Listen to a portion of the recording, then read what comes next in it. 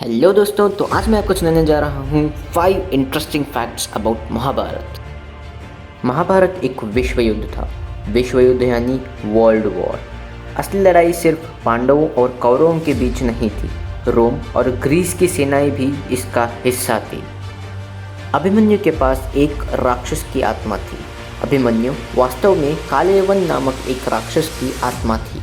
कालयवन जो जलाने के बाद कृष्ण ने उनकी आत्मा को पकड़ लिया और उन्हें केवल एक अलमारी में भरने के लिए द्वारका ले गए थे। कृष्ण के अनुसार अभिमन्यु नामक एक बहुत शक्तिशाली राक्षस का अवतार था जो बाद में उसे मारने में सक्षम था।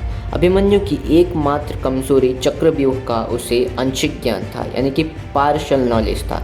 इसलिए चक्रव्यूह ही वास्तव में अभिमन्यु को मारने के लिए एकमात्र तरीका था जिसके द्वारा अभिमन्यु को मोक्ष प्राप्त कर सकता था। इसलिए कृष्ण कभी भी चक्रव्यूह से बाहर कैसे आए यह नहीं बताया था। द्रौपदी के अलावा अर्जुन की 3 और पत्नियां थीं। द्रौपदी के साथ अपने वैवाहिक कानूनों के लिए अर्जुन की तीर्थ यात्रा ने उन्हें 3 और पत्नियां अर्जित की।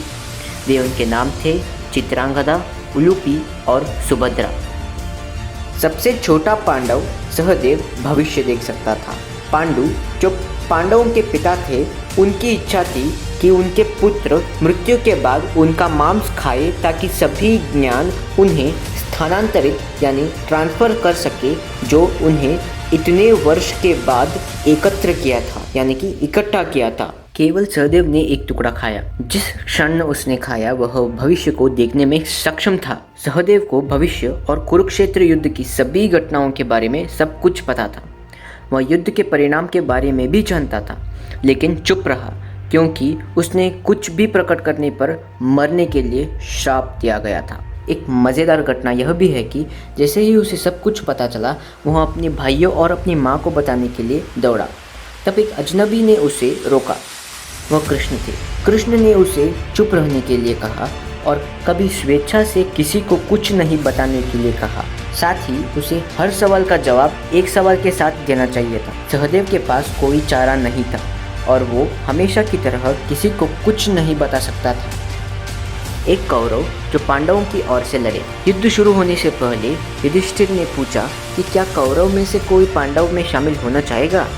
युधिष्ठिर ने अपनी इच्छा प्रकट की तो कौरव के 100 भाइयों में से केवल युधिष्ठिर ही महाभारत युद्ध से बच पाया क्योंकि वह पांडव की ओर से लड़ा था। भीम ने कौरव के सभी 99 भाइयों को मार डाला। इनमें से कौन सा फैक्ट आपको नहीं पता था, कमेंट में ज़रूर बताइएगा। वीडियो को लाइक कीजिएगा, चैनल को सब्सक्राइब करना मत भूलिएगा। मिलते हैं अगली वीडियो में।